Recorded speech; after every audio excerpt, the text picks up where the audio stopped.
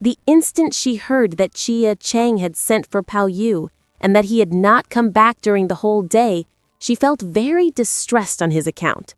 After supper, the news of Pao Yu's return reached her, and she keenly longed to see him and ask him what was up. Step by step, she trudged along when, espying Pao Che going into Pao Yu's garden, she herself followed close in her track.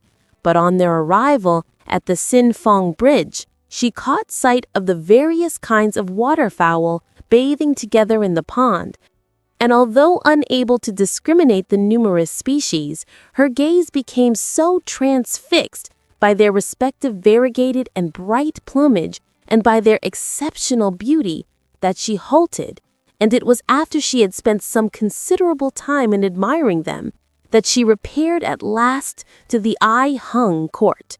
The gate was already closed. Dai Yu, however, lost no time in knocking, but Qing Wen and Pi Han had, who would have thought it, been having a tiff and were in a captious mood. So upon unawares seeing Pao Che step on the scene, Qing Wen at once visited her resentment upon Pao Che. She was just standing in the court giving vent to her wrongs, shouting, "You're always running over and seating yourself here, whether you've got good reason for doing so or not. And there's no sleep for us at the third watch, the middle of the night though it be," when all of a sudden she heard someone else calling at the door. Qing Wen was the more moved to anger. Without even asking who it was, she rapidly bawled out, "They've all gone to sleep, you'd better come tomorrow." Lin Diu Yu was well aware of the natural peculiarities of the waiting maids, and of their habit of playing practical jokes upon each other. So fearing that the girl in the inner room had failed to recognize her voice, and had refused to open under the misconception that it was some other servant girl, she gave a second shout in a higher pitch. She cried, "It's I! Don't you yet open the gate?" Qing Wen, as it happened, did not still distinguish her voice, and in an irritable strain, she rejoined, "It's no matter who you may be. Mr. Secundus has given orders that no one at all should be allowed in." As these words reached Lin Dayu's ears, she was unwittingly overcome with indignation at being left standing outside. But on the point of raising her voice to ask her a few things and to start a quarrel with her, albeit, she argued mentally, "I can call this my aunt's house, and it should just be as if it were my own. It's all, after all, a strange place. And now that my father and mother are both dead, and that I am left with no one to rely on, I have for the present to depend on her family for a home. So were I now to give way to a regular fit of anger with her, I'll really get no good out of it." While indulging reflection, tears trickled from her eyes. But just as she was feeling unable to retrace her steps, and unable to remain standing any longer, and quite at a loss what to do, she overheard the sound of jocular language inside, and listening carefully, she discovered that it was indeed Pao Yu and Pao Che. Lin Dayu waxed more wroth. After much thought and cogitation, the incidents of the morning flashed unawares through her memory. It must, in fact, be because Pao Yu is angry with me for having explained to him the true reasons. But why did I ever go and tell you? You should, however, have made inquiries before you lost your temper to such an extent as to refuse to let me in today. But is it likely that we shall not by and by meet face to face again? The more she gave way to thought, the more she felt wounded and agitated, and without heeding the moss, laden with cold dew, the path covered with vegetation, and the chilly blasts of wind, she lingered all alone under the shadow of the bushes at the corner of the wall, so thoroughly sad and dejected that she broke forth into sobs. Lin Dayu was indeed endowed with exceptional beauty, and with charms rarely met with in the world. So as soon as she suddenly melted into tears, and the birds and rooks roosting on the neighboring willow boughs and branches of shrubs caught the sound of her plaintive tones, they all one and all fell into a most terrific flutter, and taking to their wings, they flew away to distant recesses. So little were they able to listen with equanimity to such accents. But the spirits of the flowers were at the time silent and devoid of feeling. The birds were plunged in dreams and in a state of stupor. So why did they start? A stanza aptly assigns the reason. Pin-er's mental talents and looks must in the world be rare. Alone, clasped in a subtle mel, she quits her maiden room. The sound of but one single sob scarcely dies away, and drooping flowers cover the ground, and birds fly in dismay. Lin Daiyu was sobbing in her solitude, when a creaking noise struck her ear, and the door of the court was flung open. Who came out is not yet ascertained, but reader, should you wish to know, the next chapter will explain. In the Teachway Pavilion, Pao Che diverts herself with the multicolored butterflies. Over the mound, where the flowers had been interred, Daiyu bewails their withered bloom. Lin Daiyu, we must explain, in taking up the thread of our narrative, was disconsolately bathed in tears when her ear was suddenly attracted by the creak of the court gate, and her eyes by the appearance of Pao Che beyond the threshold. Pao Yu, his son, and a whole posse of inmates then walked out. She felt inclined to go up to Pao Yu and ask him a question, but dreading that if she made any inquiries in the presence of such a company, Pao Yu would be put to the blush and placed in an awkward position, she slipped aside and allowed Pao Che to prosecute her way.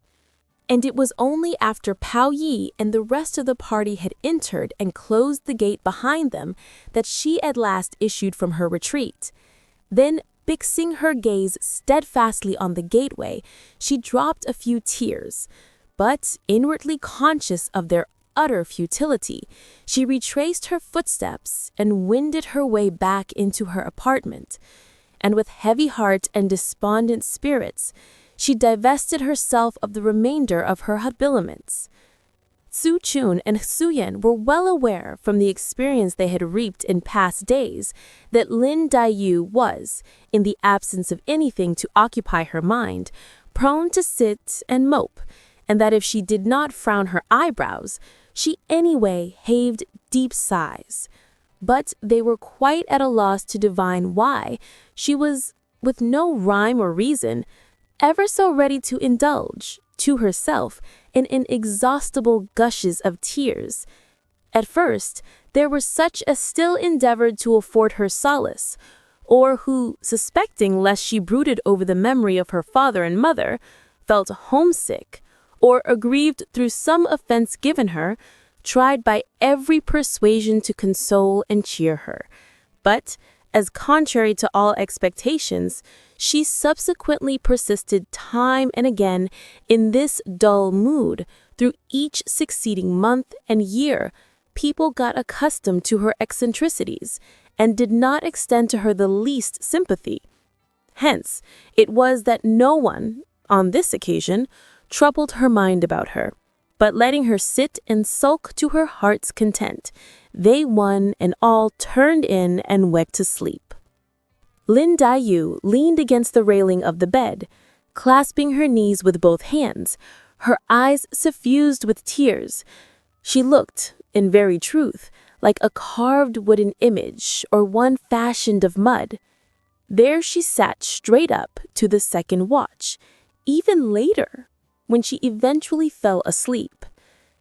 The whole night, nothing remarkable transpired. The morrow was the 26th day of the 4th moon. Indeed, on this day, at 1 p.m., commenced the season of the sprouting seeds.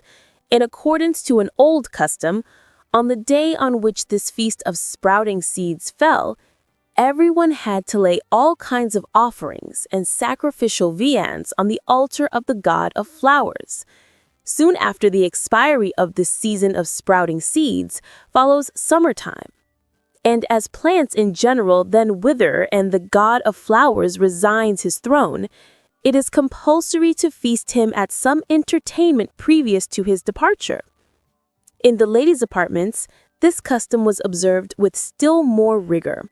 And for this reason, the various inmates of the park of Broad Vista had, without a single exception, got up at an early hour of the morning. The young people either twisted flowers and willow twigs in such a way as to represent chairs and horses, or made tufted banners with damask, brocaded gauze, and silk, and bound them with variegated threads.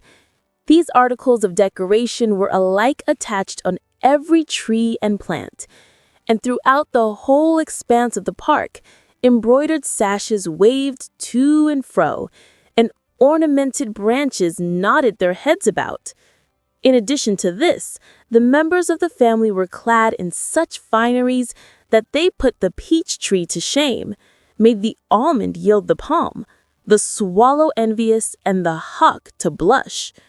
We could not therefore exhaustively describe them within our limited space of time. Pao Chai, Ying Chuan, Tan Chuan, He Chuan, Li Wan, Lady Feng, and other girls, as well as Da Dia, Si Yang, and the waiting maids, were all, one and all, we will now notice, in the garden enjoying themselves. The only person who could not be seen was Lin Tai Yu. So, consequently, inquired Ying Chuan, how is it that I don't see Cousin Liu? What a lazy girl! Is she forsooth fast asleep even at this late hour of the day? Wait all of you here, and I'll go and shake her up and bring her. With these words, she speedily left her companions and repaired straight away to the Cao Xiang Lodge. While she was going on her errand, she met Wink Wan and the rest of the girls on their way to seek them. Drawing near, they inquired after her health. After exchanging a few commonplace remarks, Pao Chai turned around and pointing, said, "You will find them all in there. You had better go and join them. As for me, I'm going to fetch Miss Lin Tai Yu, but I'll be back shortly." Saying this, she followed the winding path and came to the Cao Xiang Lodge. Upon suddenly raising her eyes, she saw Pao Yi walk in. Pao Chai immediately halted, and lowering her head, she gave way to meditation for a time. She reflected, Pao Yi and Lin Tai Yu have grown up together from their very infancy, but cousins, though they be, there are many instances in which they cannot evade suspicion, for they joke without heeding propriety, and at one time they are friends, and at another at daggers drawn. Tai Yu has, moreover, always been full of envy, and has ever displayed a peevish disposition. So were I to follow him in at this juncture, why, Pao Yi would, in the first place, not feel at ease, and in the second, Tai Yu would give way to jealousy. Better, therefore, for me to turn back. At the close of this train of thought, she retraced her footsteps, but just as she was starting to join her other cousins, she unexpectedly disguised ahead of her a pair of jade-colored butterflies, the size of a circular fan. Now they soared high, now they made a swoop down in their flight against the breeze, much to her amusement. Pao Chai felt a wish to catch them for mere fun's sake, so, producing a fan from inside her sleeve, she descended onto the turfed ground to flap them with it. The two butterflies suddenly were seen to rise, suddenly to drop, sometimes to come, at others to go. Just as they were on the point of flying across the stream to the other side, the enticement proved too much for Pao Chai, and she pursued them on tiptoe straight up to the Ti Tsui pavilion nestling on the bank of the pond, while fragrant sweat dripped drop by drop and her sweet breath panted gently. But Bao Chai abandoned the idea of catching them and was about to beat a retreat when all at once she overheard in the pavilion the chatter of people engaged in conversation. This pavilion had, it must be added, a veranda and zigzag balustrades running all around. It was erected over the water in the center of a pond and had on the four sides window frames of carved woodwork stuck with paper. So when Bao Chai caught from without the pavilion the sound of voices, she at once stood still and lent an attentive ear to what was being said. "Look at this handkerchief. If it's really yours that you've lost, well then keep it. But if it isn't yours, you must return it to Mr. Yoon. To be sure it is my own, another party observed. Bring it along and give it to me. What reward will you give me? She further heard. Is it likely that I've searched all for nothing? I've long ago promised to recompense you, and of course I won't play you false, someone again rejoined. I found it and brought it round, also reached her ear. And you naturally will recompense me, but won't you give anything to the person who picked it up? Don't talk nonsense, the other party added. He belongs to a family of gentlemen, and anything of ours he may pick up, it's his bounden duty to restore it to us. What reward could you have me give him? If you don't reward him, she heard someone continue, what will I be able to tell him? Besides, he enjoined me time after time that if there was to be no recompense, I was not to give it to you. A short pause ensued.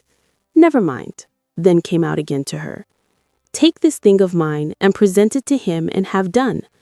But do you mean to let the cat out of the bag with anyone else? You should take some oath.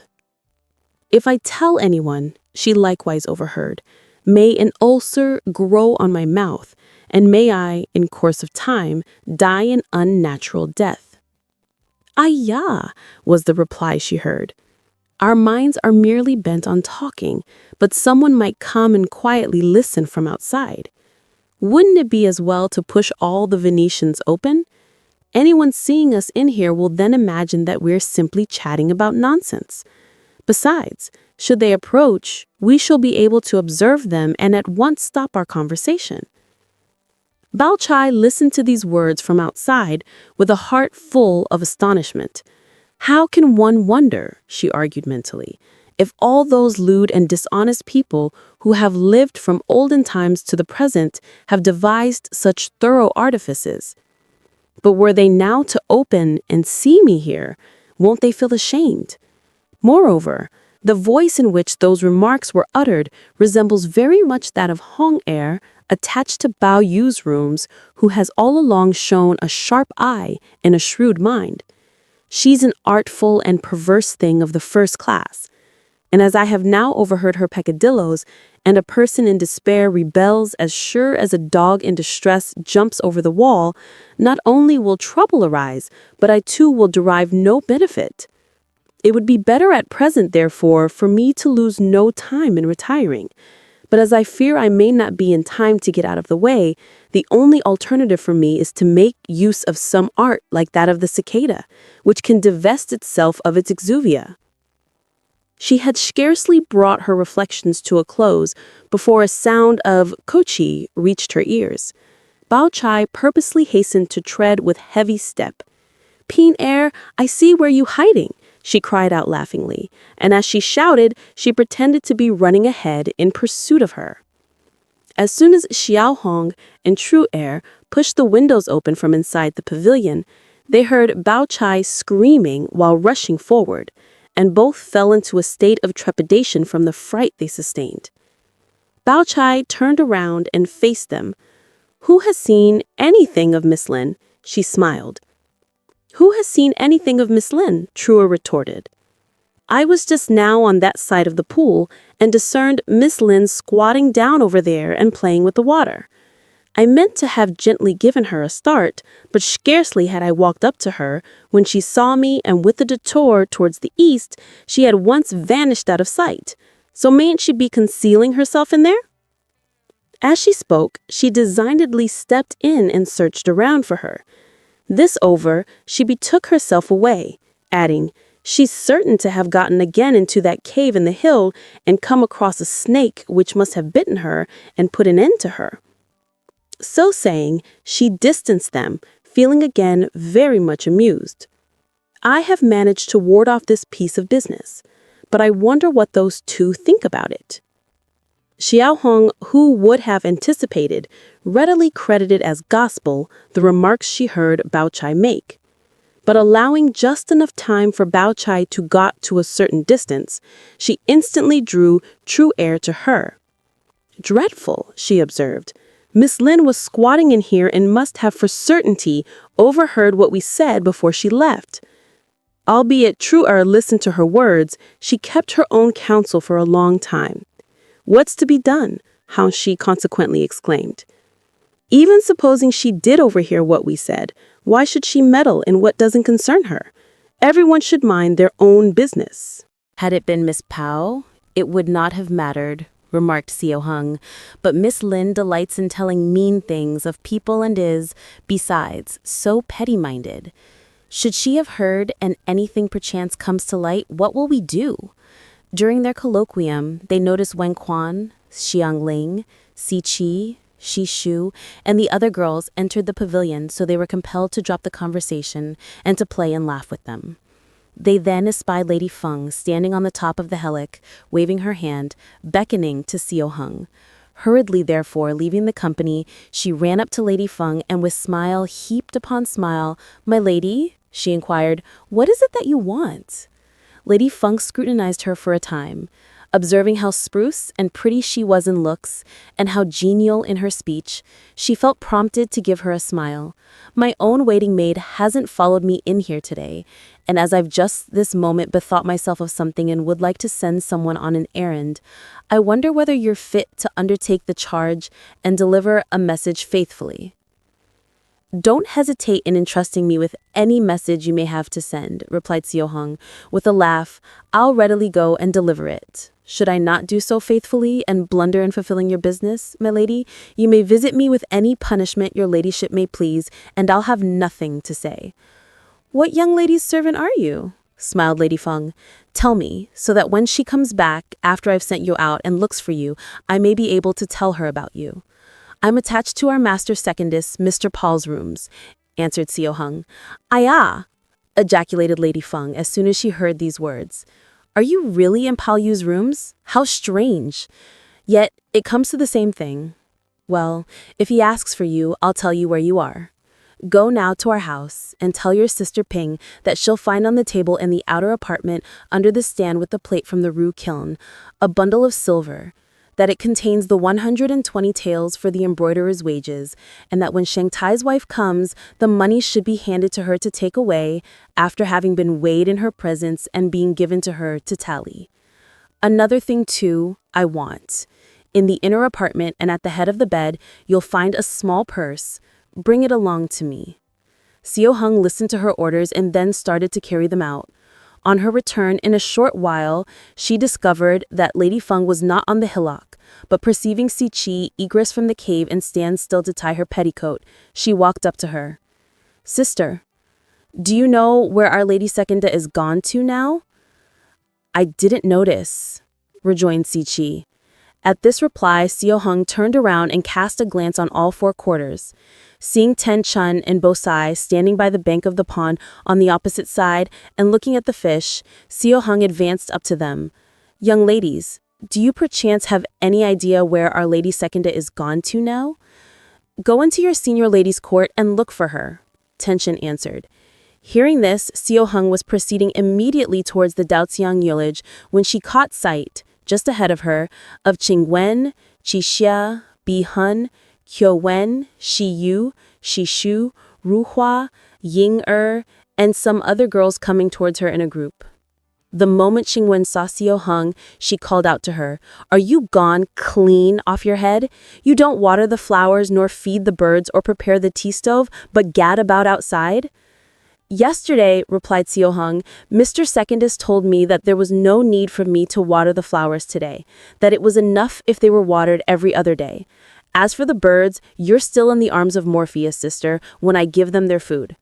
"And what about the tea stove?" interposed Bi Hun. "Today," retorted Seo Hung, "is not my turn on duty, so don't ask me whether there be any tea or not." "Do you listen to that mouth of hers?" cried Tixia. "But don't you girls speak to her. Let her stroll about and have done."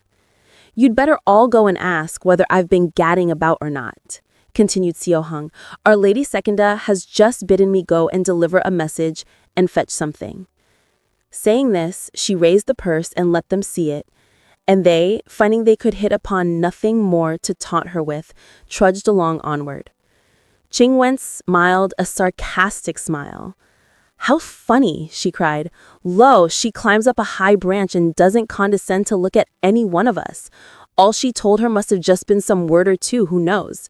But is it likely that Our Lady has the least notion of her name or surname, that she rides such a high horse and behaves this way? What credit is it in having been sent on a trifling errand like this? Will we by and by, pray, hear anything more about you? If you've got any gumption, you'd better skedaddle out of this garden today. For mind, it's only if you manage to hold your lofty perch for any length of time that you can be thought something of." As she derided her, she continued on her way. During this while, Xiao Hong listened to her, but as she did not find it a suitable moment to retaliate, she felt constrained to suppress her resentments and go in search of Lady Fang. On her arrival at Widow Li's quarters, she, in point of fact, discovered Lady Fang seated inside with her having a chat. Xiao Hong approached her and made her report. "Sister Ping says that as soon as your ladyship left the house, she put the money by, and that when Cheng Sai's wife went in a little time to fetch it, she had it weighed in her presence, after which she gave it to her to take away." With these words, she produced the purse and presented it to her. "Sister Ping bade me come and tell your ladyship," she added, continuing, "that Wang came just now to crave your orders as to who are the parties from whom he has to go and collect interest on money due, and Sister Ping explained to him what your wishes were and sent him off." "How could she tell him where I wanted him to go?" Lady Feng laughed. "Sister Ping says," Xiao Hong proceeded, "that Our Lady presents her compliments to your ladyship here," Widow Li, to Lady Feng, "that our master, Secundus, has in fact not come home, and that albeit a delay of a day or two will take place in the collection of the money, that your ladyship should, she begs, set your mind at ease," to Lady Wen, "that when Lady Quinta is somewhat better, Our Lady will let Lady Quinta know and come along with her to see your ladyship," to Lady Feng, "that Lady Quinta sent a servant the day before to come over and say that Our Lady, your worthy maternal aunt, had dispatched a letter to inquire after your health. That she also wished to ask you, my lady, your worthy niece in here, for a couple of long life great efficacy full of every virtue pills, and that if you have any, they should, when Our Lady bids a servant come over, simply be given her to bring to Our Lady here, and that anyone bound tomorrow for that side could then deliver them on her way to your ladyship, your aunt yonder, to take along with her." "Ayo-yo-yo!" exclaimed Widow Li before the close of the message. "It's impossible for me to make out what you're driving at.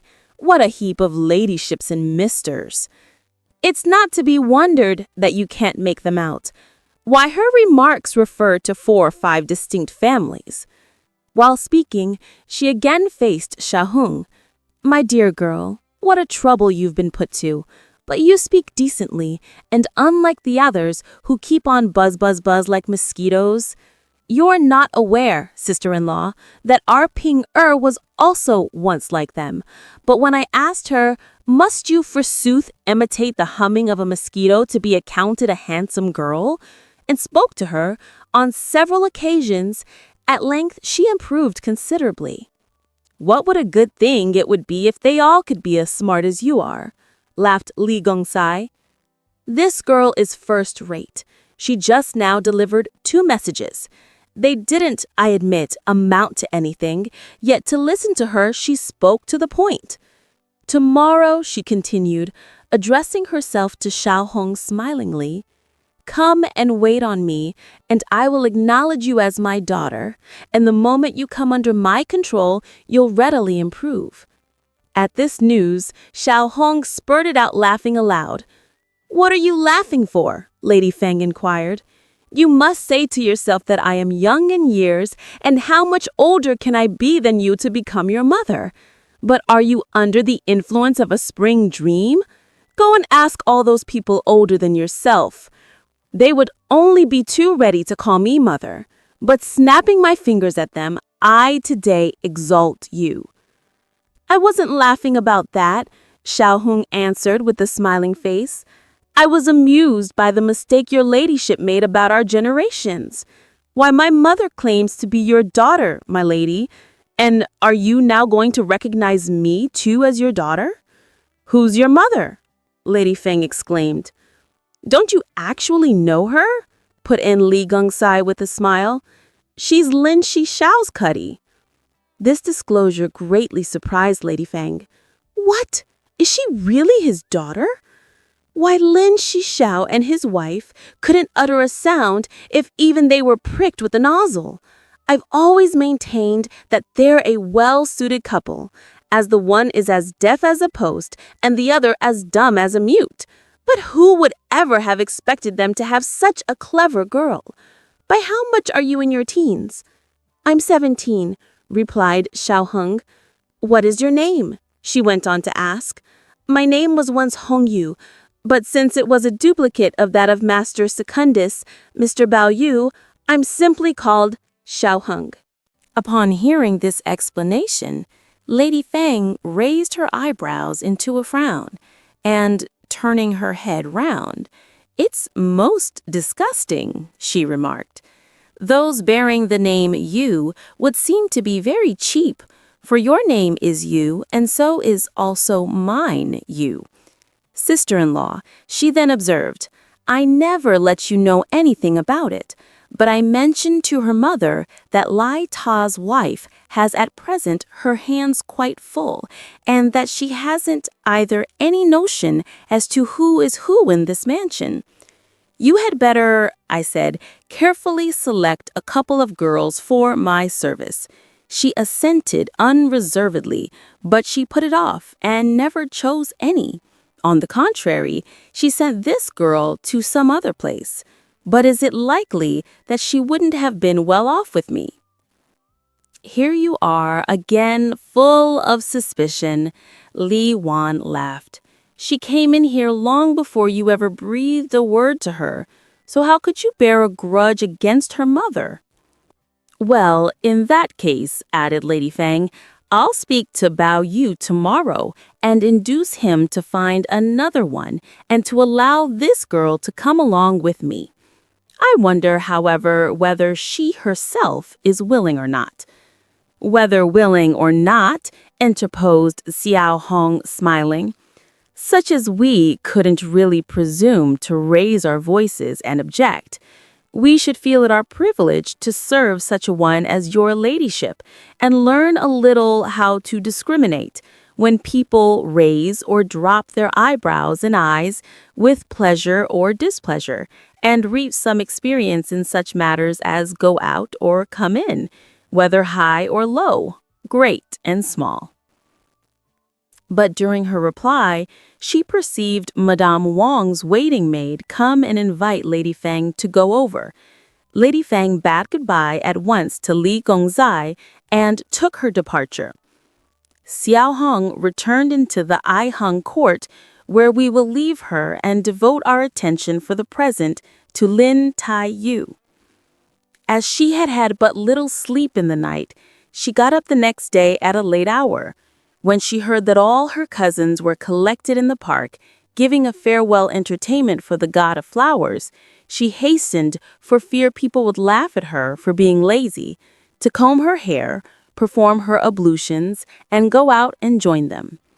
As soon as she reached the interior of the court, she caught sight of Bao Yu entering the door, who speedily greeted her with a smile. "My dear cousin, did you lodge a complaint against me yesterday? I've been on pins and needles the whole night along." Tai Yu forthwith turned her head away. "Put the room in order," she shouted to Zhu Chuan, "and lower one of the gauze window frames.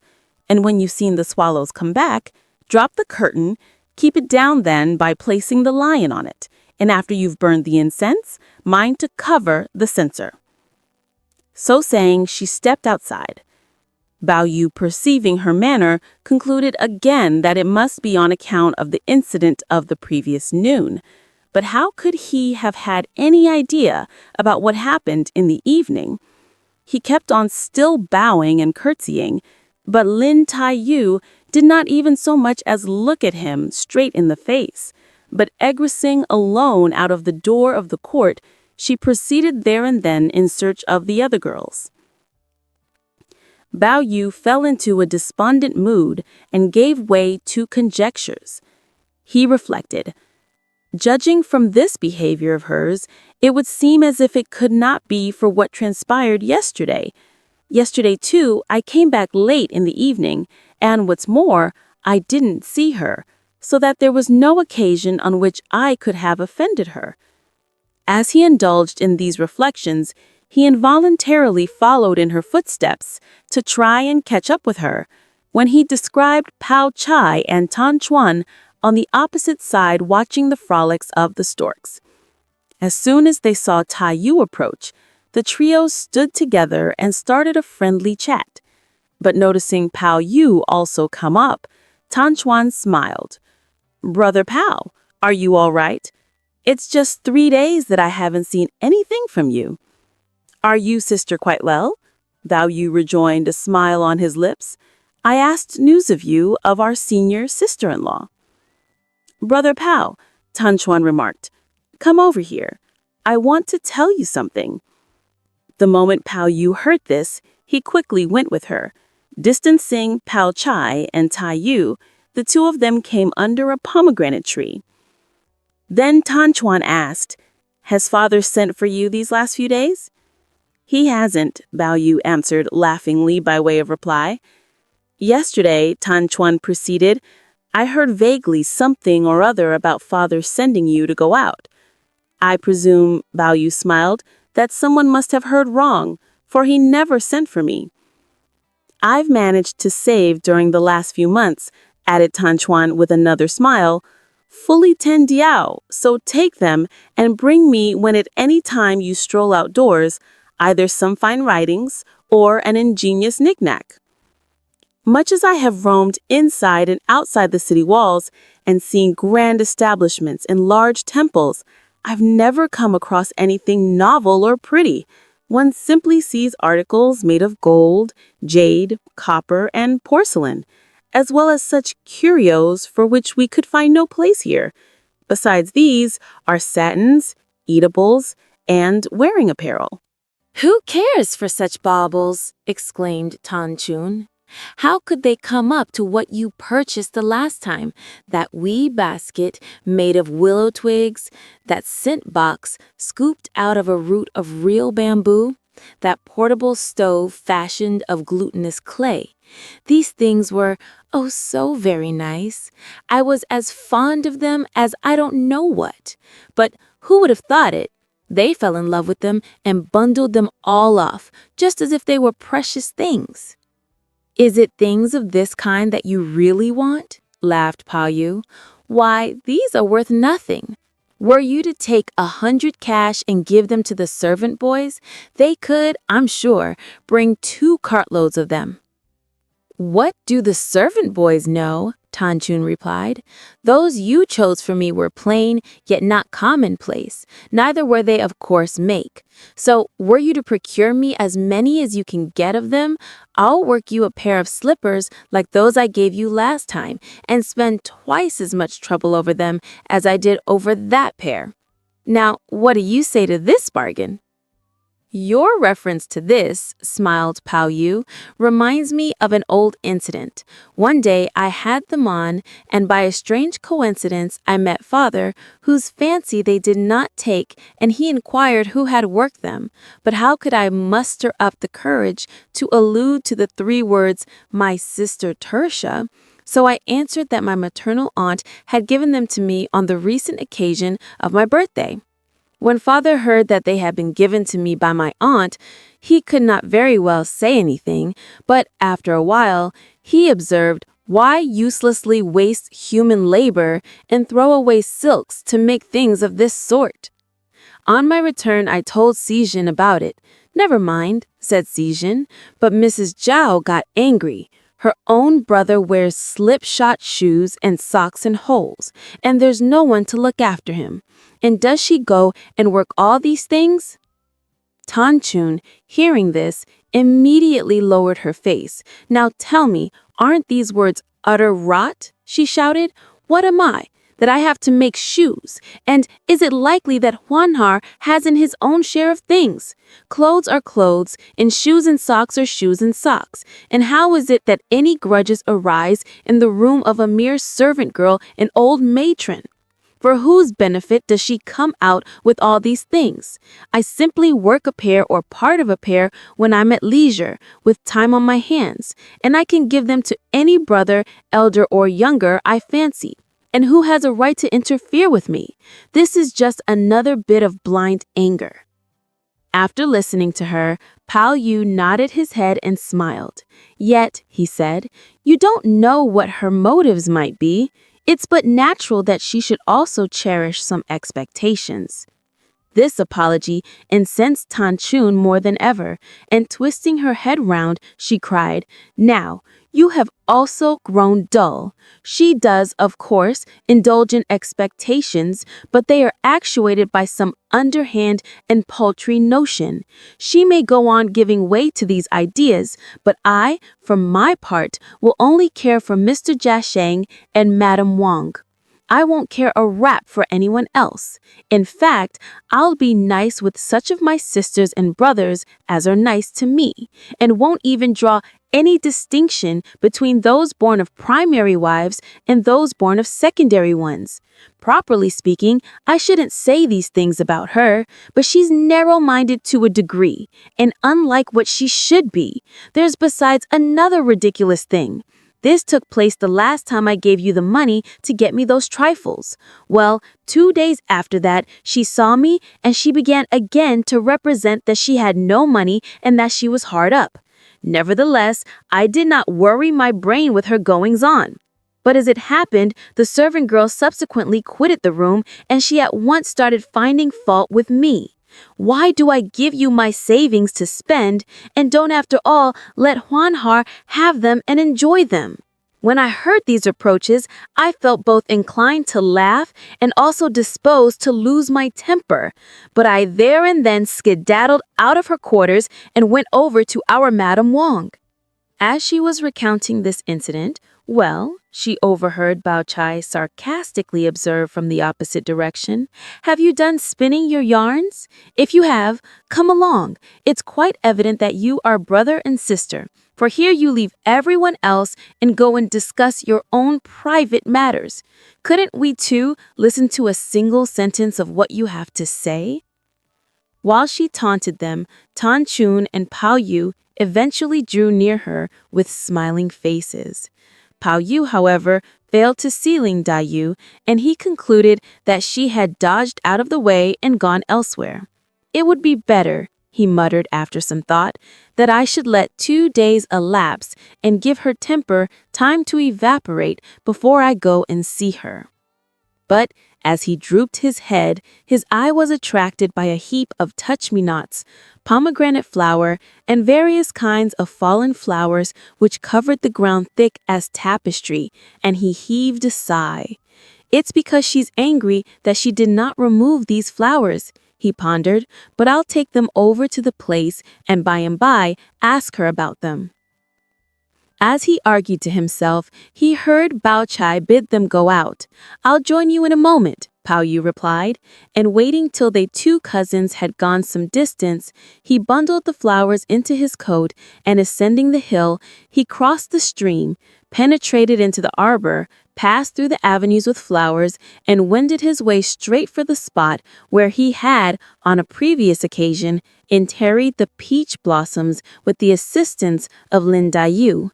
But scarcely had he reached the mound containing the flowers, and before he had yet rounded the brow of the hill, than he caught, emanating from the offside, the sound of someone sobbing, who while giving way to invective wept in a most heart-rending way.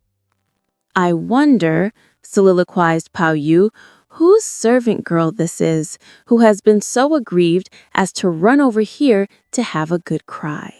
While speculating within himself, he halted.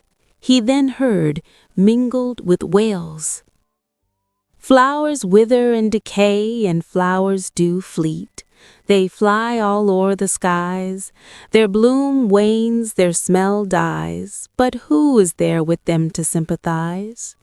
While vagrant gossamer soft doth on fluttering spring bowers bind its coils, and drooping catkins lightly strike and cling on the embroidered screens, a maiden in the inner rooms, I sore deplore the close of spring. Such ceaseless sorrow fills my breast that solace nowhere can I find. Past the embroidered screen I issue forth, taking with me a hoe, and on the faded flowers to tread I needs must as I come and go. The willow fibers and elm seeds have each a fragrance of their own. What care I? Peach blossoms may fall, pear flowers away be blown.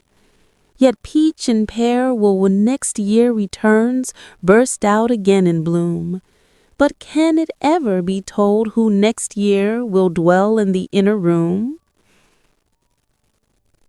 What time the third month comes, the scented nests have already been built, and on the beams the swallows perch, excessive spiritless and staid. Next year when the flowers bud, they may, it's true, have ample to feed on, but they know not that when I'm gone, beams will be vacant and nests fall. In a whole year, which doth consist of 360 days, winds sharp as swords and frosts like unto spears each other rigorous press, so that how long can last their beauty bright, their fresh charm how long stays? Sudden they droop and fly, and whither they have flown 'tis hard to guess. Flowers wild in bloom, easy the eye attract, but when they wither, hard they are to find. Now by the footsteps I bury the flowers, but sorrow will slay me. Alone I stand, and as I clutch the hoe, silent tears trickle down, and drip on the bare twigs, leaving behind them the traces of blood. The goat-sucker hath sung his song, the shades lower of eventide, so with the lotus hoe I return home and shut the double doors. Upon the wall the green lamp sheds its rays, just as I go to sleep. The cover is yet cold, against the window patters the bleak rain. How strange! Why can it ever be that I feel so wounded at heart? Partly because spring I regret, partly because with spring I'm vexed. Regret for spring because it sudden comes, vexed for its sudden fleets. For without warning lo it comes, and without asking it doth fleet. Yesterday night, outside the hall, sorrowful songs burst from my mouth, for I found out that flowers decay, and that birds also pass away. The soul of flowers and the spirit of birds are both hard to restrain. Birds to themselves when left in silence plunge, and flowers alone they blush. Oh, would it that on my sides a pair of wings could grow, that to the end of heaven I may fly in the wake of flowers. Yeah, to the very end of heaven, where I could find a fragrant grave. For better is it not that an embroidered bag should hold my well-shaped bones, and that a heap of stainless earth should in its folds my winsome charms enshroud? For spotless once my frame did come, and spotless again it will go. Far better than I, like filthy mire, should sink into some drain. You flowers are now faded and gone, and lo I come to bury you. But as for me, what day I shall see death is not as yet divined. Here I am fain these flowers to inter, but humankind will laugh me as a fool. Who knows who will in the years to come commit me to my grave? Mark, and you'll find the close of spring and the gradual decay of flowers resemble faithfully the time of death of maidens ripe in years. In a twinkle, springtime draws to a close, and maidens wax in age. Flowers fade and maidens die, and of either naught any more is known. After listening to these effusions, Bao Yu unconsciously threw himself down in a wandering frame of mind. But reader, do you feel any interest in him? If you do, the subsequent chapter contains further details about him. Qin Yuhan lovingly presents a rubious-scented silk sash. Shu Pao Chai blushingly covers her musk-perfumed string of red beads. Lin Taiyu, the story goes, dwelt after Qing Wen's refusal the previous night to open the door, under the impression that the blame lay with Bao Yu. The following day, which by another remarkable coincidence happened to correspond with the season when the god of flowers had to be feasted, her total ignorance of the true circumstances and her resentment, as yet unspent, aroused again in her despondent thoughts suggested by the decline of springtime. She consequently gathered a quantity of faded flowers and fallen petals and went and interred them. Unable to check the emotion caused by the decay of the flowers, she spontaneously recited, after giving way to several loud lamentations, those verses which Bao Yu, she little thought, overheard from his position on the mound. At first, he did no more than nod his head and heave sighs, full of feeling. But when subsequently his ear caught, "Here I am fain these flowers to inter, but humankind will laugh me as a fool.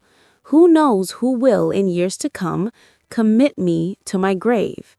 In a twinkle springtime draws to an end, and maidens wax in age.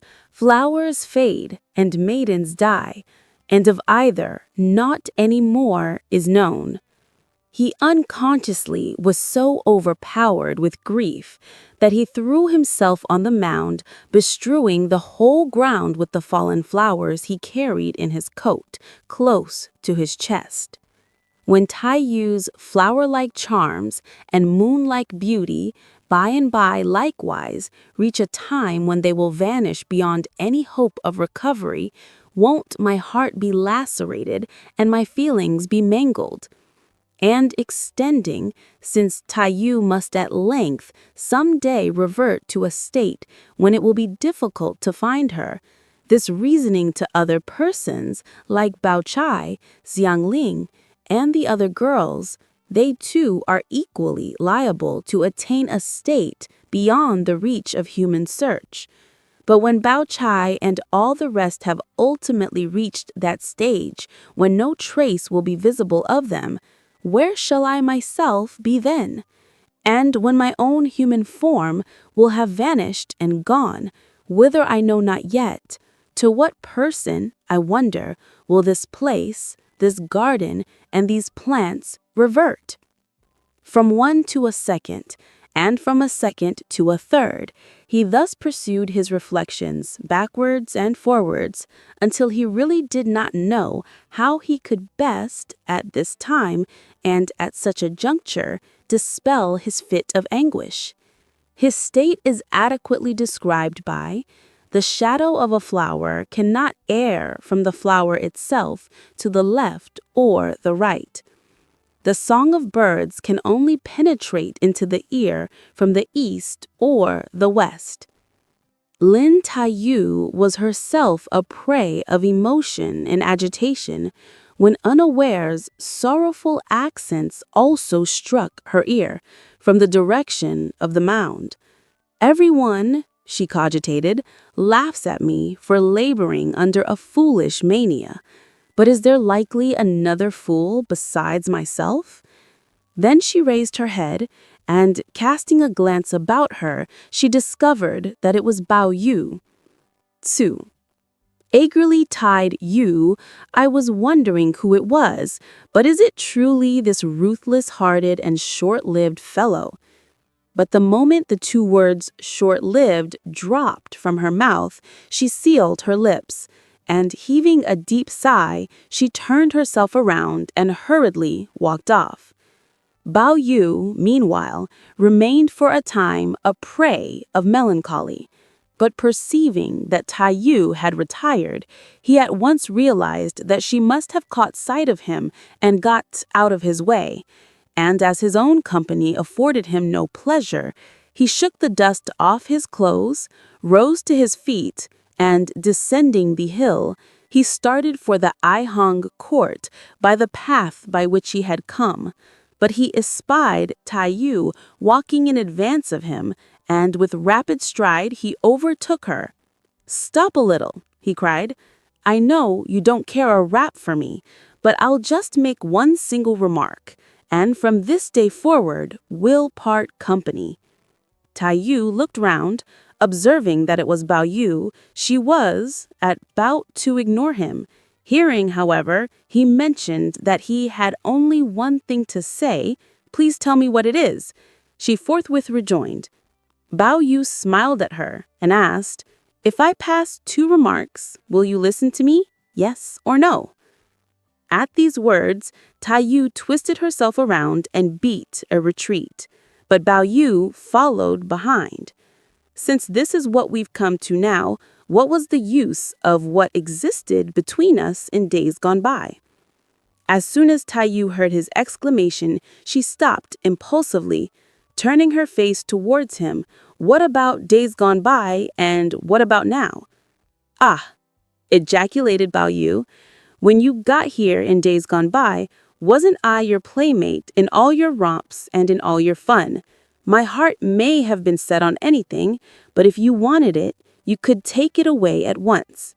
I may have been fond of any eatable, but if I came to learn that you too fancied it, I there and then put away what could be put away in a clean place, to wait, miss, for your return. We had our meals at one table. We slept in one and the same bed. Whatever the servant girls could not remember, I reminded them of, for fear lest your temper, miss, should get ruffled.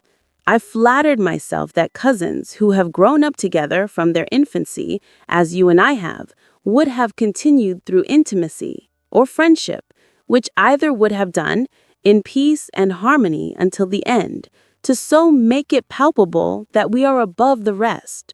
But contrary to all my expectations, now that you, miss, have developed in body and in mind, you don't take the least heed of me. You lay hold of, instead, some cousin Pao or cousin Fang of here, there, and everywhere, and give them a place in your affections, while on the contrary, you disregard me for 3 days at a stretch, and decline to see anything of me for 4. I have besides no brother or sister of the same mother as myself. It's true, there are a couple of them, but these, are you not forsooth aware, are by another mother.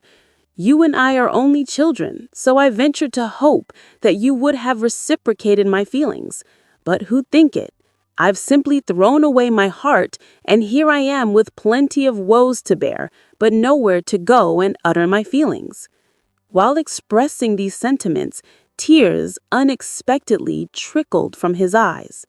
When Lin Tai Yu caught with her ears his protestations and noticed with her eyes his state of mind, she unconsciously experienced an inward pang, and much against her will, tears too besprinkled her cheeks. So she drooped her head and kept silent. Her manner did not escape Bao Yu's notice. I myself am aware that I'm worth nothing now. But however imperfect I may be, I could on no account presume to become guilty of any shortcoming with you, cousin. Were I ever to commit the slightest fault, your task should be to either tender me advice and warn me not to do it again, or to blow me up a little, or give me a few whacks. And all this reproof I wouldn't take amiss. But no one would have ever anticipated that you wouldn't bother your head in the least about me, and that you would be the means of driving me to my wits' ends, and so much out of my mind and off my head as to be quite at a loss how to act for the best. In fact, If death were to come upon me, I would be a spirit driven to my grave by grievances. However much exalted Banjas and eminent Taoist priests might do penance, they wouldn't succeed in releasing my soul from suffering, for it would still be needful for you to clearly explain the facts so that I might at last be able to come to life. After lending him a patient ear, Dai Yu suddenly banished from her memory all recollection of the occurrences of the previous night. Well, in that case, she said, why did you not let a servant girl open the door when I came over? This question took Bao Yu by surprise. What prompts you to say this? He exclaimed. If I have done anything of the kind, may I die at once. Psst, cried Dai Yu. It's not right that you should recklessly broach the subject of living or dying at this early morn. If you say yea, it's yea, and nay, it's nay. What use is there to utter such oaths? I didn't really see you come over, Bao Yu protested. Cousin, Bao Chai it was, who came and sat for a while and then left. After some reflection, Lin Tai Yu smiled. Yes, she observed, your servant girls must, I fancy, have been too lazy to budge, grumpy, and in a cross-grained mood. This is probable enough. This is, I feel sure, the reason. So when I go back, I'll find out who it was, called. Really, said Madame Wang, smiling. Pao Chai is a good girl. She does not tell lies. Pao Yue was standing in the center of the room. Upon hearing these words, he turned around sharply and clapped his hands. What I stated just now was the truth, yet you maintain that it was all lies. As he defended himself, he casually looked round and caught sight of Lin Tai Yu at the back of Pao Chai, laughing with tight-set lips and applying her fingers to her face to put him to shame. But Lady Feng, who had been in the inner rooms overseeing the servants laying the table, came out at once, as soon as she overheard the conversation. Brother Pao Yu tells no lies, she smilingly chimed in. This is really a fact. Some time ago, cousin Sai Pan came over in person and asked me for pearls, and when I inquired of him what he wanted them for, he explained that they were intended to compound some medicine with, adding in an aggrieved way that it would have been better hadn't he taken it in hand, for he never had any idea that it would involve such a lot of trouble. When I questioned him what the medicine was, he returned for answer that it was a prescription of Brother Paul's, and he mentioned ever so many ingredients, which I don't even remember. Under other circumstances, he went on to say, I would have purchased a few pearls, but what are absolutely wanted are such pearls as have been worn on the head, and that's why I come to ask you, cousin, for some. If, cousin, you've got no broken ornaments at hand, in the shape of flowers, why, those that you have on your head will do as well, and by I'll choose a few good ones and give them to you. To wear. I had no other course, therefore, and to snap a couple of twigs from some flowers I have, made of pearls, and to let him take them away. One also requires a piece of deep red gauze 3 feet in length of the best quality, and the pearls must be triturated to powder in a mortar. After each sentence expressed by Lady Feng, Pao Yu muttered an invocation to Buddha. The thing is as clear as sunlight now, he remarked. The moment Lady Feng had done speaking, Pao Yu put in his word. Mother, you should know that this is a mere makeshift. For really, according to the letter of the prescription, these pearls and precious stones should, properly speaking, consist of such as had been obtained from some old grave, and had been worn as head ornaments by some wealthy and honorable person of bygone days. But how could one go on this account and dig up graves and open tombs? And hence it is that such as are simply in use among living persons can equally well be substituted. "Omitafo," exclaimed Madame Wang after listening to him throughout. "That will never do, and what an arduous job to uselessly saddle oneself with, for even though there be interred in some graves people who've been dead for several hundred years, it wouldn't be a propitious thing were their corpses turned topsy-turvy now and the bones abstracted, just for the sake of preparing some medicine or other." Pao Yu thereupon addressed himself to Dai Yu. "Have you heard what was said, or not? And is there, pray, any likelihood that Cousin Secunda would also follow in my lead and tell lies?" While saying this, his eyes were, albeit his face was turned towards Lin Tai Yu, fixed upon Pao Chai. Lin Tai Yu pulled Madame Wang. "You just listen to him, aunt," she observed. "All because Cousin Pao Chai would not accommodate him with lying, he appeals to me. Pao Yun has a great knack for dealing contemptuously with you, his cousin." "Mother," Pao Yu smilingly protested, "you are not aware how the case stands. When Cousin Pao Chai lived at home, she knew nothing whatsoever about my elder cousin Sai Pan's affairs. And how much less now that she has taken up her quarters inside the garden. She, of course, knows less than ever about them. Yet Cousin Lin Tai Yu just now stealthily treated my statements as lies and put me to the blush." These words were still on his lips when they perceived a waiting maid from Dowager Lady Jia's apartments come in quest of Pao Yu and Lin Tai Yu to go and have their meal.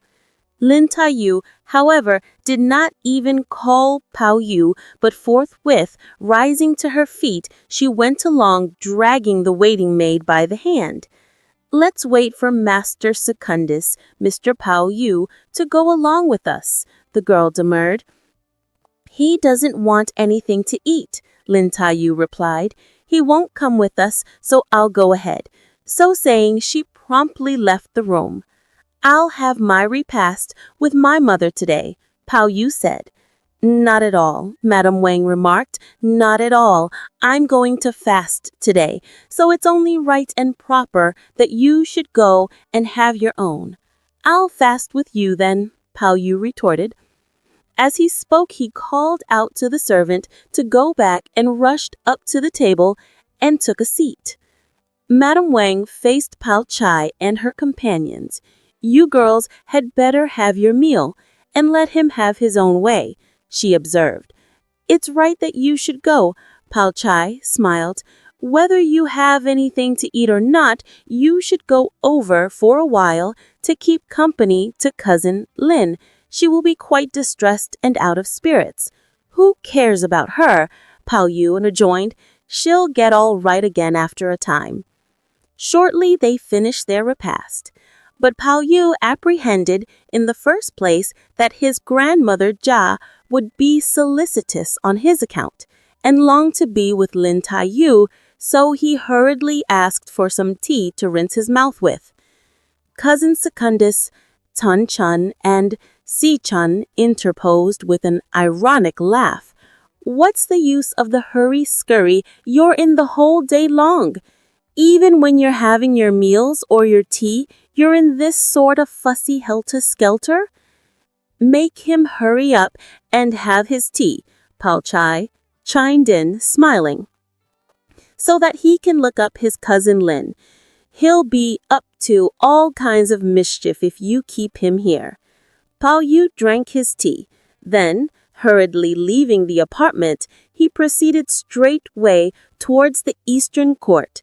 As luck would have it, the moment he got near Lady Feng's court, he descried Lady Feng standing at the gateway. While standing on the step and picking her teeth with an ear cleaner, she superintended about 10 young servant boys removing the flower pots from place to place. As soon as she caught sight of Pao Yu approaching, she put on a smiling face. "You come quite opportunely," she said. Walk in, and write a few characters for me."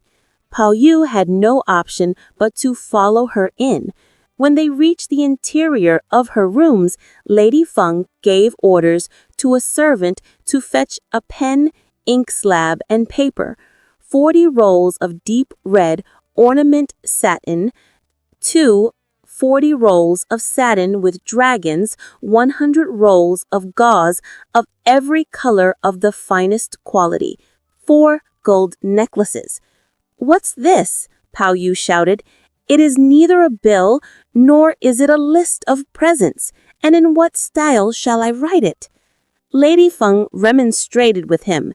"Just you go on writing, for, in fact, as long as I can make out what it means, it's all that is needed."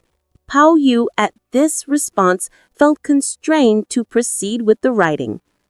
This Our Lady Feng put the paper by. As she did, she smilingly pursued, "I've still got something more to tell you, but I wonder whether you will accede to it or not. There is a servant maid in your rooms named Sayang Hung, whom I would like to bring over into my service, and I'll select several girls tomorrow to wait on you. Will this do? The servants in my quarters muster a large crowd, so that, cousin, you are at perfect liberty to send for any one of them who might take your fancy. What's the need, therefore, for asking me about it?" "If that be so," continued Lady Feng, laughing, "I'll tell someone at once to go and bring her." "Yes, she can go and fetch her," Pao Yu acquiesced. While replying, he made an attempt to take his leave. "Come back," shouted Lady Feng. "I've got something more to tell you. Our venerable senior has sent for me." Pao Yu rejoined, "If you have anything to tell me, you must wait till my return."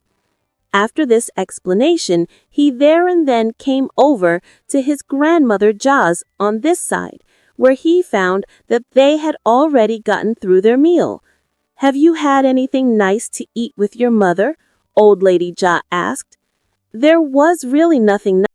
"It would be better," replied the old woman, "if you did not echo your mother's absurdities. Our master Secundus, Mr. Pao, now lives in the garden, and all the servants who attend on him stay in the garden. And do you again come and bring the message here?" At these words, Pei Ming smiled. "You're quite right," he rejoined, "in reproving me, for I've become quite idiotic." So saying, he repaired with quick step to the second gate on the east side, where, by a lucky hit, the young servant boys on duty were kicking marbles on the raised road. Pei Ming explained to them the object of his coming. A young boy thereupon ran in. After a long interval, he at length made his appearance, holding enfolded in his arms a bundle of clothes, which he handed to Pei Ming, who then returned to the library. Pao Yun effected a change in his costume, and giving directions to saddle his horse, he only took along with him the 4 servant boys, Pei Ming, Tu Lo, Shuang Zhui, and Shou and started on his way. He reached Fing Zhu Yang's doorway by a short cut. A servant announced his arrival, and Fing Zhu Yang came out and ushered him in. Here he discovered Shou Pan, who had already been waiting a long time, and several singing boys besides, as well as Jiang Yuhan, who played female roles, and Yuan a courtesan in the Jinshang court. The whole company exchanged salutations. They next had tea. "What you said the other day," smiled Pao Yu, raising his cup, "about good fortune coming out of evil fortune, has preyed upon my mind both by day and night, that the moment I received your summons, I hurried to come immediately." "My worthy cousins," rejoined Fing Zhu Yong, smiling, "you're all far too credulous. It's a mere hoax that I made use of the other day. For so much did I fear that you would surely be refused if I openly asked you to a drinking bout, that I thought it fit to say what I did. But your attendance today, so soon after my invitation, makes it clear." little though one would have thought it, that you've all taken it as pure gospel truth." This admission evoked laughter from the whole company. The wines were afterwards placed on the table, and they took the seats consistent with their grades. Fingzu Yang first and foremost called the singing boys and offered them a drink. Next, he told Yun-er to also approach and have a cup of wine. By the time, however, that Chopin had had his third cup, he of a sudden lost control over his feelings, and clasping Yun-er's hand in his, he smiled and said, "Do sing me that new ballad of your own composition, and I'll drink a whole jarful, will you?" This appeal compelled Yun-er to take up the guitar. Then she sung, "Lo, lovers have I two, to set aside either I cannot bear. When my heart longs for you to come, it also yearns for him. Both are in form handsome and fair. Their beauty, to describe it would be hard.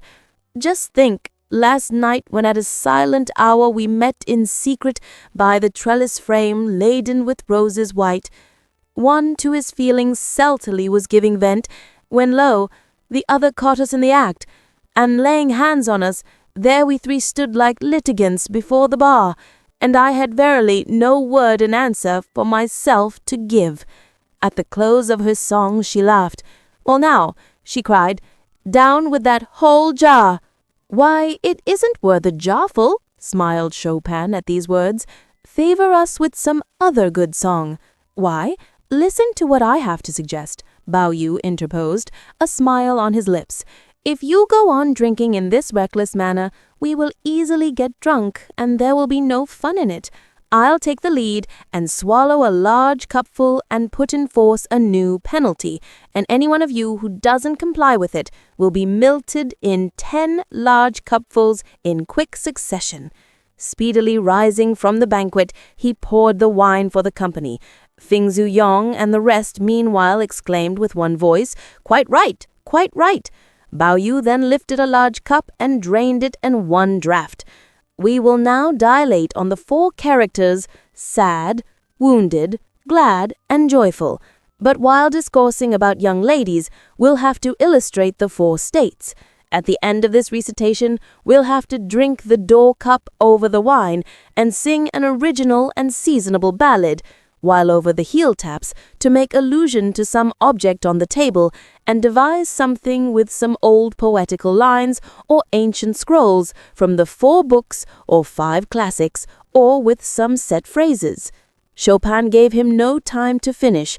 He was the first to stand up and prevent him from proceeding. "I won't join you, so don't count me. This, in fact, is done in order to play tricks on me." Yun-er, but however, also rose to her feet and shoved him down into his seat. "What are you in such a funk for? You are fortunate enough to be able to drink wine daily, and can't you sooth even come up to me? Yet I mean to recite by and by my own share. If you say what's right, well and good. If you don't, you will simply have to swallow several cups of wine as a forfeit, and is it likely you'll die from drunkenness? Are you, pray, going now to disregard this rule and drink instead 10 large cups, besides going down to pour the wine?" One and all clapped in applause. "Well said," they shouted. After this, Chopin had no way out of it and felt compelled to resume his seat. Then they heard Bao Yu recite, "A girl is sad when her springtime of life is far advanced and she still occupies a vacant inner room. A girl feels wounded in her heart when she regrets having allowed her better half to go abroad and win a Marquisism. A girl is glad when, looking in the mirror at the time of her morning toilette, she finds her color fair. A girl is joyful what time she sits on the frame of a gallows swing, clad in a thin spring gown." Having listened to him, "Capital!" all in one cried out. Chopin alone raised his face, shook his head, and remarked, "It is not good. He must be fined." "Why should he be fined?" demurred the party. "Because," retorted Chopin, "what he says is entirely incomprehensible to me, so how can he not be fined?" Yun-er gave him a pinch. "Just you quietly think of yours, for if by and by you are not ready, you will also have to bear a fine." In due course, Bao Yu took up the guitar. he was heard to sing, "When mutual thoughts arise, tears, blood-stained, endless drop like lentils sown broadcast. In spring, in ceaseless bloom nourish willows and flowers around the painted tower. Inside the gauzed lattice, peaceful sleep flies when after dark come wind and rain. Both new-born sorrows and long-standing griefs cannot from memory ever die. Even yade fine rice and gold drinks they make hard to go down. They choke the throat. The lass has not the heart to desist gazing in the glass at her wan face. Nothing can from that knitted brow of hers those frowns dispel. For hard she finds patient to abide till the clepsydra will have run its course. Alas, how fitly, like the faint outline of a green hill which note can screen, or like a green-tinged stream which ever ceaseless floweth onwards far and wide. When the song drew to an end, his companions with one voice cried out, "Excellent!" Chopin alone was the one to find fault. "There's no meter in them," he said. Ballou quaffed the opening cup and then seizing a pear added, "While the rain strikes the pear blossom, I firmly close the door," and thus accomplished the requirements of the rule. Thing Zhu Ying's turn came next. "A maid is glad," he commenced, "when at her first conception she gives birth to twins both sons. A maid is joyful when she on the sly to the garden creeps crickets to catch. A maid is sad when her husband some sickness gets and lies in a bad state. A maiden is wounded at heart when a fierce wind blows down the tower where she makes her toilette." Concluding this recitation, he raised the cup and sang, "Thou art what I would call a man, but thou art endowed with somewhat too much heart. How queer thou art, cross-grained and impish shrewd. A spirit too, thou couldst not be more shrewd. If all I say thou dost not think is true, in secret a minute search pursue, for then thou'lt know if I love thee or not." His song over, he drank the opening cup, and then observed, "The cock crows when the moon's rays shine on the thatched inn." After his observance of the rule, followed Yun-er's turn. "A girl is sad," Yun-er began, "when she tries to divine on whom she will depend towards the end of life." "My dear child," laughingly exclaimed Chopin, "your worthy Mr. Chopin still lives, and why do you give way to fears?" "Don't confuse her," remonstrated every one of the party. "Don't muddle her." "A maid is wounded at heart," Yun-er proceeded, "when her mother beats and scolds her and never for an instant does desist. It was only the other day that I saw your mother and that I told her that I would not have her beat you. If you still go on babbling, put in the company with one consent, you'll be fined 10 cups. Chopin promptly administered himself a slap on the mouth. "How you lack the faculty of hearing. You are not to say a word more." "A girl is glad," Yun-er then resumed, "when her lover cannot brook to leave her and return home. A girl is joyful when hushing the panpipe and double pipe, a stringed instrument she thrums. At the end of her effusion, she at once began to sing." Next came Chopin. "Is it for me to speak now?" Chopin asked. "A maiden is sad." But a long time elapsed after these words were uttered, and yet nothing further was heard. "Sad for what?" Fang Zhu Ying laughingly asked. "Go on and tell us at once." Chopin was much perplexed. His eyes rolled about like a bell. "A girl is sad," he hastily repeated, but here again he coughed twice before he proceeded. "A girl is sad," he said, "when she marries a spouse who is a libertine." This sentence so tickled the fancy of the company that they burst out into a loud fit of laughter. "What amuses you so?" shouted Chopin. "Is it not likely that what I say is not correct? If a girl marries a man who chooses to forget all virtue, how can she not feel sore at heart?" But so heartily did they all laugh that their bodies were bent into two. "What you say is quite right," they eagerly replied, so proceed at once with the rest. Chopin thereupon stared with vacant gaze. "A girl is grieved," he added, but after these few words he once more could find nothing to say. "What is she grieved about?" they asked. "When a huge monkey finds its way into the inner room," Shu Pan retorted. This reply set everyone laughing. He must be molted. He must be molted. The first one could, anyhow, be overlooked, but this line is more unintelligible. As they said this, they were about to pour the wine when Bao Yu smilingly interfered. The rhyme is all right, he observed. The master of the rules approves it in every way, so what are you people fussing about? Hearing this, the company eventually let the matter drop. The two lines that follow are still more difficult, suggested Yoon to with a smile. So you had better let me recite for you. Fiddlesticks, exclaimed Shu Penan. Do you really fancy that I have no good ones? You just listen to what I shall say. A girl is glad when in the bridal room she lies with flowery candles burning, and she is loath to rise at morn. This sentiment filled one and all with amazement. How supremely excellent this line is, they exclaimed. A girl is joyful, Shu Pan resumed, during the consummation of wedlock. Upon catching this remark, the party turned their heads away and shouted, Dreadful, dreadful, but quick sing your song and have done. Forthwith Shu Pan sang, A mosquito buzzes, hang, hang, hang. Everyone was taken by surprise. What kind of song is this? They inquired. But Shu Pan went on singing, Two flies buzz, wing, wing, wing.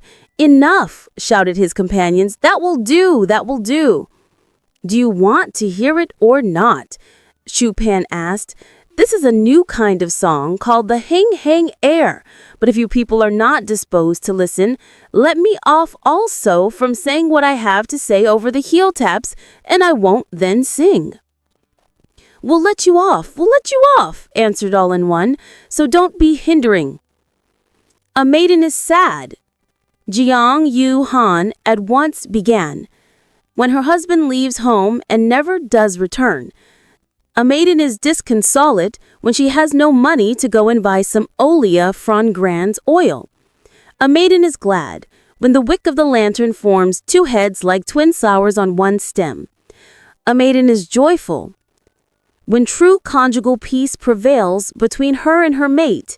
His recital over, he went on to sing, How I love thee with those seductive charms of thine heaven born. In truth, you're like a living fairy from the azure skies. The spring of life we now enjoy. We are yet young in years. Our union is indeed a happy match. But lo, the Milky Way doth at its zenith soar. Heart to the drums which beat around in the watchtowers. So raise the silver lamp and let us soft under the nuptial curtain steal. Finishing the song, he drank the opening cup. I know, he smiled. Few poetical quotations bearing on this sort of thing. By a stroke of good fortune, however, yesterday I conned a pair of antithetical scrolls. Of these I can only remember just one line, but lucky enough for me, the object it refers to figures as well on this festive board. This said, he forthwith drained the wine, and picking up a bud of a diminutive variety of Olia Frangran's, he recited, When the perfume of flowers wafts itself into a man, he knows the day is warm. The company unanimously conceded that the rule had been adhered to, but Shu Pan once again jumped up. It's awful, he bowed boisterously. He must be fined, he must be pay a forfeit. There's no precious article whatsoever on this table. How is it then that you introduce precious things? There was nothing about precious things, Jiang Yu Han vehemently explained. What are you still prevaricating? Shu Pan cried. Well, repeat it again. Jiang Yu Han had no other course but to recite the line a second time. Now is not Yi Jin a precious thing? If she isn't, what is she? And if you don't believe me, you ask him about it. Pointing at the conclusion of this remark, at Bao Yu. Bao Yu felt very uncomfortable. Rising to his feet, cousin, you should be fined, he observed. I should be, Shu Pan shouted, and saying this, he took up the wine and poured it down his throat with one gulp. Feng Zhu Ying, Jiang Yu Han, and their companions thereupon asked him to explain the illusion. Yoon readily told them, and Jiang Yuhan hastily got up and pleaded guilty. Ignorance, the party said with one consent, does not amount to guilt. But presently Bao Yu quitted the banquet to go and satisfy a natural want, and Jiang Yuhan followed him out. The two young fellows halted under the eaves of the veranda, and Jiang Yuhan then recommenced to make ample apologies. Bao Yu, however, was so attracted by his handsome and genial appearance that he took quite a violent fancy to him. And squeezing his hand in a firm grip, he urged, "If you have nothing to do let us go over to our place. I've got something more to ask you. It's this. There's in your worthy company someone called Chi Quan with a reputation extending throughout the world, but unfortunately, I alone have not had the good luck of seeing him even once." "This is really my infant name," Jiang Yuhan rejoined with a smile. This disclosure at once made Bao Yu quite exuberant, and stamping his feet, he smiled. "How lucky! I'm in luck's way. In truth, your reputation is no idle report. But today is our first meeting, and what shall I do?" After some thought, he produced a fan from his sleeve, and unloosening one of the jade pendants, he handed it to Chi Quan. "This is a mere trifle," he said. "It does not deserve your acceptance, yet it will be a small souvenir of our acquaintance today." Chi Quan received it with a smile. "I do not deserve such a present. How am I worthy of such an honor? But never mind. I've got about me here a strange thing which I put on this morning. It is brand new yet, and will hopefully suffice to prove to you a little of the feeling of esteem which I entertain for you." With these protestations, he raised his garment, and untying a deep red sash with which his nether clothes were fastened, he presented it to Bao Yu. "This sash is an article brought as tribute from the Queen of the Shi Kingdom. If you attach this round you in summer, your person will emit a fragrant perfume, and it will not perspire. It was given to me yesterday by the Prince of Peicing, and it is only today that I put it on. To anyone else, I would certainly not be willing to present it. But, Mr. Secundus, please unfasten the one you have on and give it to me to bind round me." This proposal extremely delighted Bao Yu.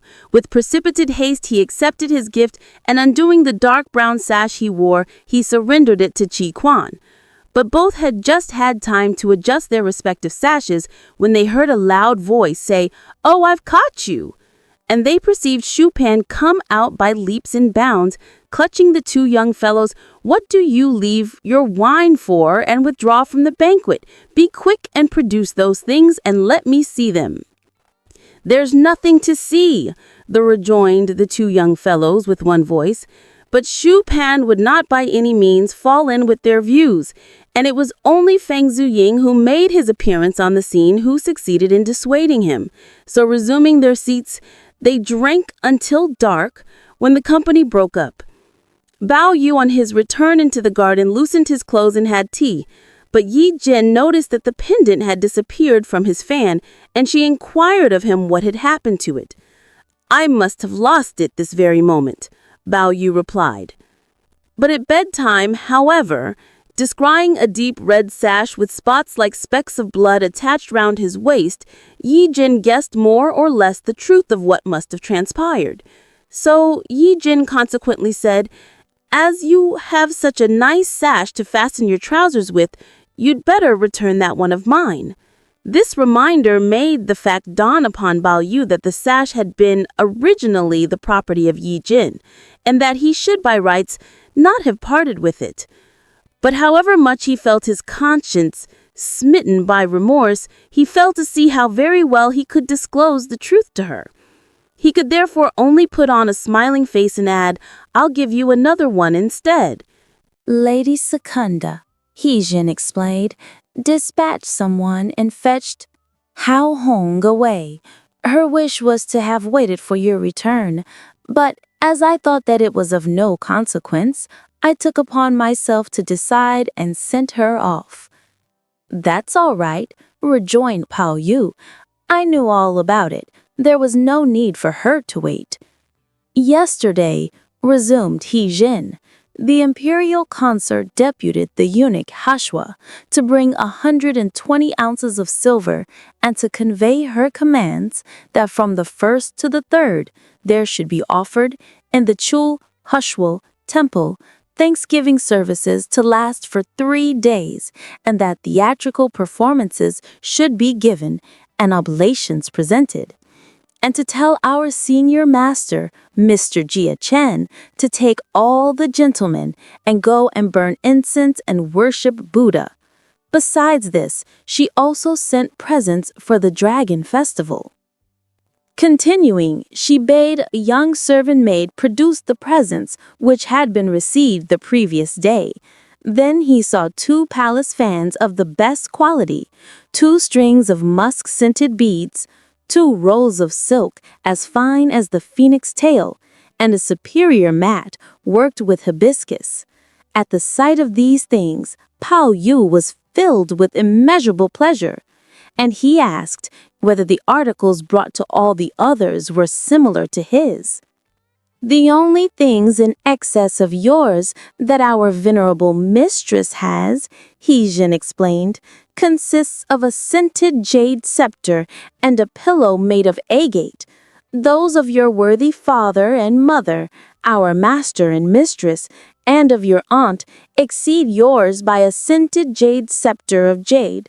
Yours are the same as Miss Paul's. Miss Lin's are like those of Mrs. Secunda, Tertia, and Quarta, who received nothing beyond a fan and several pearls, and none of all the other things. As for our senior lady, Mrs. Jia Chu, and Lady Secunda, these 2 got each 2 rolls of gauze, 2 rolls of silk, 2 scented bags, and 2 sticks of medicine." After listening to her enumeration, "What's the reason of this?" he smiled. "How is it that Miss Lin's are not the same as mine, but that Miss Paul's instead are like my own? May not the message have been wrongly delivered?" "When they were brought out of the palace yesterday, they were already divided in respective shares, and slips were also placed on them, so that how could any mistake have been made? Yours were among those for our dowager lady's apartments. When I went and fetched them, her venerable ladyship said that I should tell you to go there tomorrow at the 5th watch to return thanks."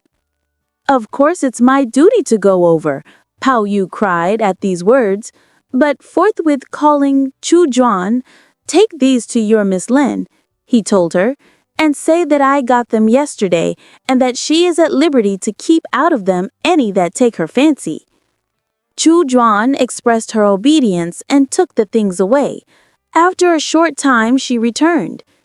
"Miss Lin says that she also got some yesterday, and that you, Master Secundus, should keep yours."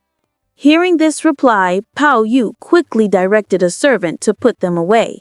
But when he had washed his face and stepped out of doors, bent upon going to his grandmother's on the other side, in order to pay his obeisance, he caught sight of Lin Tai Yu coming along towards him from the opposite direction.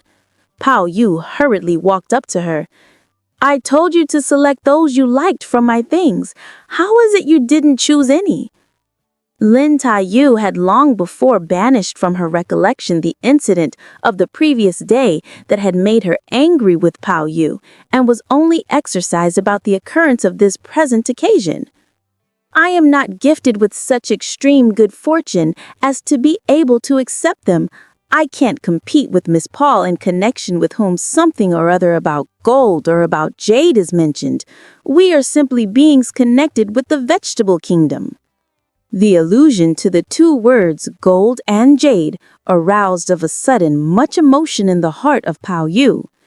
If beyond what people say about gold or about jade, the idea of any such things ever crossed my mind, may the heavens annihilate me, and may the earth extinguish me, and may I for 10,000 generations never assume human form. These protestations convinced Lin Tai Yu that suspicion had been aroused in him. With all promptness, she smiled and observed, "They're all to no use. Why utter such oaths when there's no rhyme or reason? Who cares about any gold or any jade of yours? It would be difficult for me to tell you to your face all the secrets of my heart, that by and by you shall surely come to know all about them. After the three, my old grandmother, my father, and my mother, you, my cousin, hold the fourth place, and if there be a fifth, I'm ready to swear another oath." "You needn't swear any more," Lin Taiyu replied. "I am well aware that I, your younger cousin, have a place in your heart. But the thing is that at the sight of your elder cousin, you at once forget all about your younger cousin."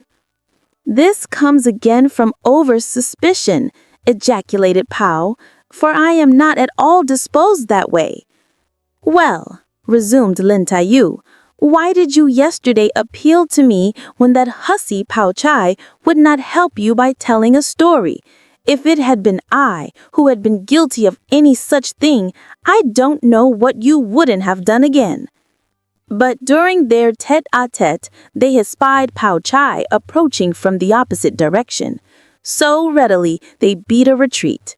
Pao Chai had distinctly caught sight of them, but pretending she had not seen them, she trudged on her way with the lowered head and repaired into Madame Wang's apartments. After a short stay, she came to this side to pay Dowager Lady Jia a visit. With her she also found Pao Yu. Pao Chai ever made it a point to hold Pao Yu aloof, as her mother had in days gone by mentioned to Madame Wang and her other relatives, that the gold locket had been the gift of a bonze, and that she had to wait until such time as some suitor with jade turned up before she could be given in marriage, and other similar confidences.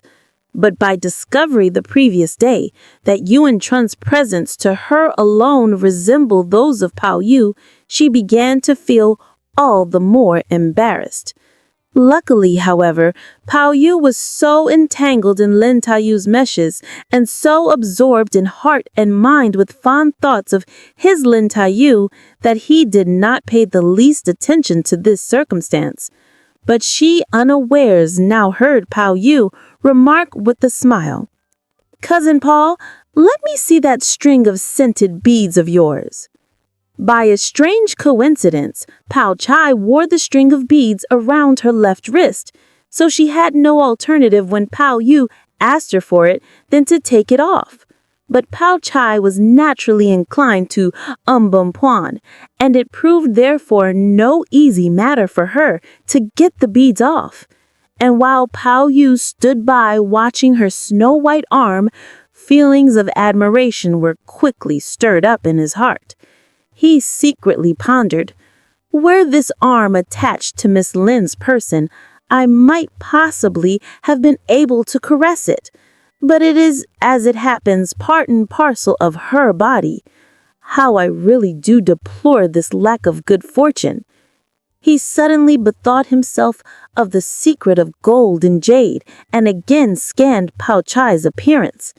At the sight of her countenance, resembling a silver bowl, her eyes limpid like water and almond-like in shape, her lips crimson, though not rouged, and her eyebrows jet black, though not penciled. Also of that fascination and grace which presented such a contrast to Lin Taiyu's style of beauty, he could not refrain from falling into such a stupid reverie that though Pao Chai had got the string of beads off her wrist and was handing them to him, he forgot all about them and made no effort to take them. Pao Chai realized that he was plunged in abstraction, and conscious of the awkward position in which she was placed, she put down the string of beads and, turning around, was on the point of betaking herself away, when she perceived Lin Taiyu standing on the doorstep, laughing significantly while biting a handkerchief she held in her mouth. "You can't resist a single puff of wind, and why do you stand there and expose yourself to the very teeth of it?" "Wasn't I inside the room? But I came out to have a look as I heard a shriek in the heavens. It turned out, in fact, to be a stupid wild goose." "A stupid wild goose?" repeated Pao Chai. Where is it? Let me also see it. As soon as I got out, it flew away with the churr sort of sound. While replying, she threw the handkerchief she was holding straight into Pao Yu's face. Pao Yu was quite taken by surprise. He was hit in the eye. "Ayah!" he exclaimed. But reader, do you want to hear? A happy man enjoys a full measure of happiness, but still prays for happiness. A beloved girl is very much loved, but yet craves for more love. Bao Yu, so our story runs, was gazing vacantly when Tai Yu, at a moment least expected, flung her handkerchief at him, which just hit him on the eyes and frightened him out of his wits. "Who was it?" he cried. Lin Tai Yu nodded her head and smiled. "I would not venture to do such a thing," she said. "It was a mere slip of my hand. As cousin Bao Chai wished to see the silly wild goose, I was pointing it out to her when the handkerchief inadvertently flew out of my grip." Bao Yu kept on rubbing his eyes. The idea suggested itself to him to make some remonstrance, but he could not again very well open his lips. Presently, Lady Feng arrived. She then alluded, in the course of conversation, to the Thanksgiving service which was to be offered on the 1st in the Qing Shu Temple, and invited Bao Chai, Bao Yu, Tai Yu, and the other inmates with them to be present at the theatricals. "Never mind," smiled Bao Chai. "It's too hot. Besides, what plays haven't I seen? I don't mean to come." "It's cool enough over at their place," answered Lady Feng. "There are also 2-storied buildings on either side, so we must all go.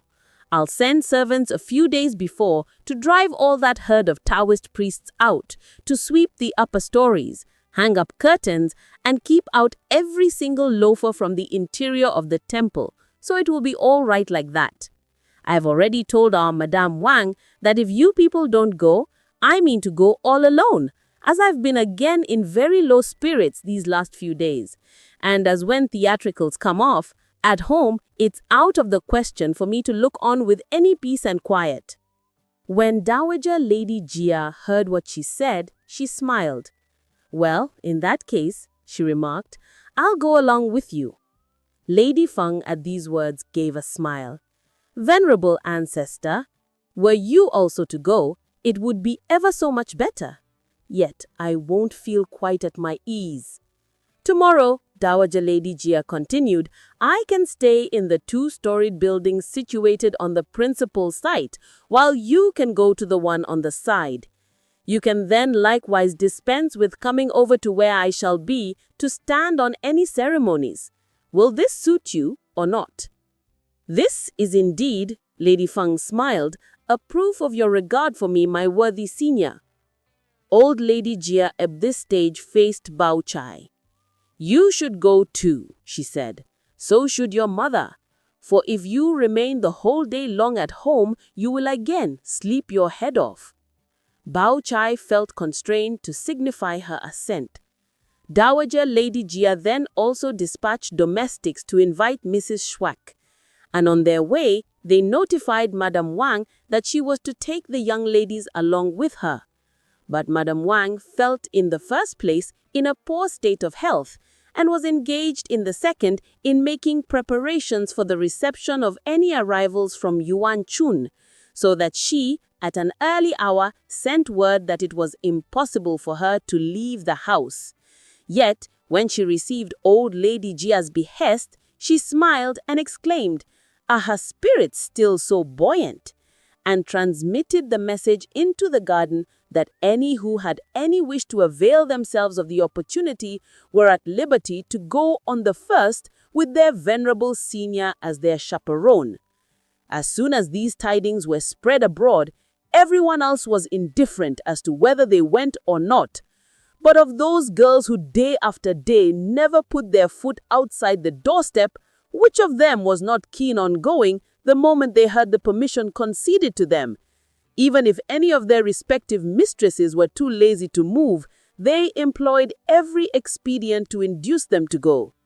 Hence it was that Li Kung Tsai and the other inmates signified their unanimous intention to be present. Dowager Lady Jia at this grew more exultant than ever, and she issued immediate directions for servants to go and sweep and put things in proper order. But to all these preparations, there is no necessity to make detailed reference. Sufficient to relate that on the first day of the moon, carriages stood in a thick maze and men and horses in close concourse at the entrance of the Ronggyo mansion. When the servants, the various managers, and other domestics came to learn that the imperial consort was to perform good deeds and Dowager Lady Jia was to go in person and offer incense, they arranged, as it happened, that the first of the moon, which was the principal day of the ceremonies, was in addition the season of the Dragon Boat Festival. All the necessary articles in perfect readiness and with unusual splendor. Shortly, old Lady Jia and the other inmates started on their way. The old lady sat in an official chair carried by 8 bearers. Widow Li, Lady Feng, and Mrs. Shwek, each in a 4-bearer chair. Bao Chai and Tai Yu mounted together a curricle with green cover and pearl tassels bearing the 8 precious things. The 3 sisters, Ying Chun, Tan Chun, and Si Chun, got into a carriage with red wheels and ornamented hood. Next in order followed Dowager Lady Jia's waitmaids, Yuan Yang, Ying Wu, Hu Po, and Chen Chu. Ling Tai Yu's waitmaids, Zi Chuan, Shui Yan, and Chuan Chen. Bao Chai's waitmaids, Ying and Win Hing. Ying Chun's servant girls, Si Chi and Shu Ju. Tan Chun's waitmaids, Shi Shu and Shui Mo. Si Shun's servant girls, Ru Hua and Sai Ping. And Mrs. Shwek's waitmaids, Tong Si and Tong Kui. Besides these were joined to their retinue Xiang Ling and Xiang Ling's servant girl, Chin Mrs. Li's waitmaids, Su Yan and Bi Yu. Lady Feng's servant girls, Ping Feng and Xiao Hung, as well as Madame Wang's 2 waitmaids, Gin Chuan and Sai Yun. Along with Lady Feng came a nurse carrying Da Ji El-Ir. She drove in a separate carriage together with a couple of servant girls. Added also to the number of the suite were matron and nurses attached to the various establishments and the wives of the servants of the household who were in attendance outdoors. Their carriages, forming one black solid mass, therefore crammed the whole extent of the street. The van of the procession had already proceeded a considerable distance in their chairs, and yet the inmates at the gate had not finished mounting their vehicles. This one shouted, "I won't sit with you." That one cried, "You've crushed Our Lady's bundle." In the carriages yonder, one screamed, "You've pulled my flowers off."